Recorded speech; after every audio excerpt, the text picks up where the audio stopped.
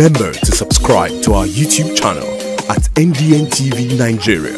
Click on the subscribe button and be the first to get notifications. Reactions have continued to trail the impeachment plot against Rivers State Governor Siminalayi Fubara, who has been in the eye of the storm. Our correspondent reports that while some political actors are condemning the action taken against the governor by a faction of the Rivers State House of Assembly as an act of political intimidation, some lawyers describe the impeachment process as unconstitutional.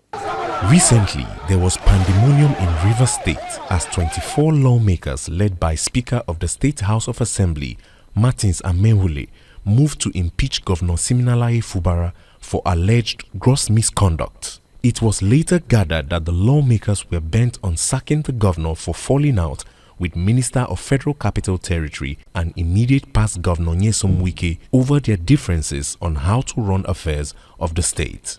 However, 8 state legislators loyal to Governor Fubara, led by Edison Ehie, fought back hard to resist what they considered a grand conspiracy against the #1 citizen of the state.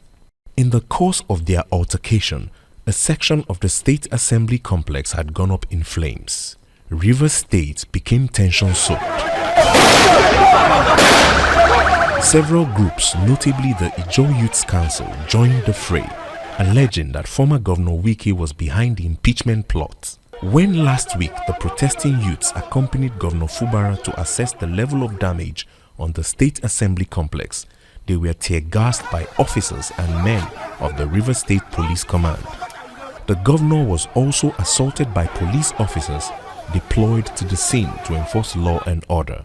Governor Fubara, a former Accountant General of Rivers State, who was handpicked and sponsored by Nyesom Wike against the wish of chieftains of the People's Democratic Party, was said to have been suffocating under the overbearing influence of his estranged political godfather. Several groups, including opposition political parties, immediately rose in defense of the sitting governor.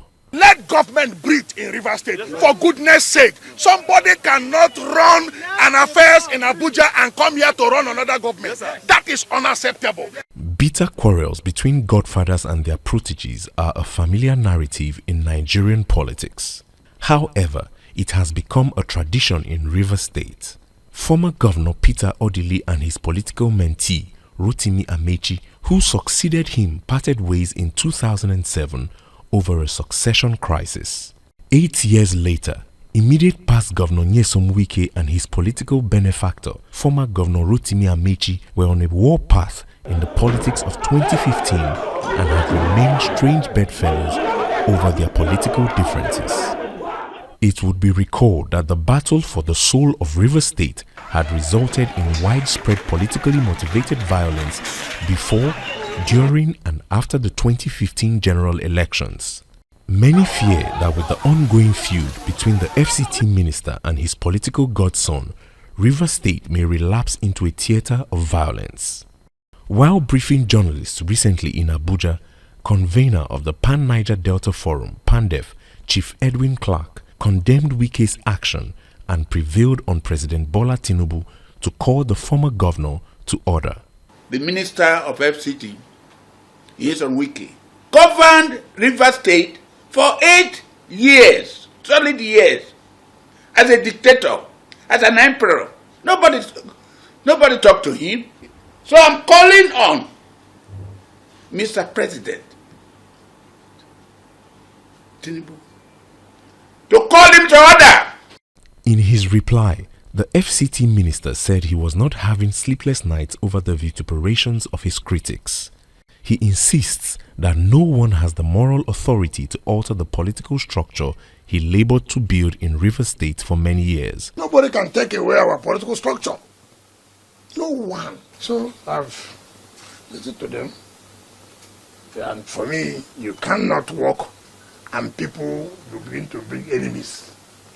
Those who fought you. When you are struggling for the person to be in office. Nobody does that. Even if you go and say, oh, I heard they said, oh, I gave a limit of how much you can say. All those things are, I want 25%. I mean, such a ridiculous. I'm not a political ingrate. The impeachment plot against Governor Fubara by a faction of the Rivers State House of Assembly is the immediate cause of the political crisis in Rivers State. Henry Ekine, a human rights lawyer, says the impeachment notice issued by the state legislators does not comply with provisions of the 1999 Constitution under Section 188. What is happening now, up till this moment, I'm afraid that even as I seek to follow up the proceedings, that I have not heard, and not the Rivers people have heard, the reason they are seeking to remove the governor. Meanwhile, there are reports making the rounds that Governor Fubara and his immediate predecessor Nyesom Wike may have reconciled following a last-minute intervention by President Tinubu, who has prevailed on both political leaders to sink their differences. Last Saturday, Governor Fubara, in a signed statement which he titled "Peace is Priceless," apologized to the people of Rivers State for what he described as regrettable anxieties of the last few days and said it was important to make sacrifices for peace to reign. This is a welcome development for some neutral political actors who would want the gladiators to sheath their swords and let bygones be bygones.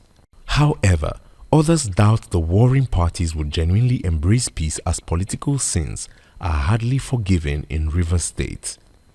In spite of the presidential intervention, Governor Fubara has secured an interim order from a Rivers State High Court restraining the lawmakers from going ahead with the impeachment proceedings. As things stand, the speakership of the Rivers State House of Assembly has been factionalized with the purported impeachment of Martins Amewule by the pro-Fubara faction, which has elected Edison Ehie as the new speaker. Whatever the case may be, many anxiously look forward to the outcome of the recent quarrel between the Rivers State governor and his political godfather. Inside the Niger Delta,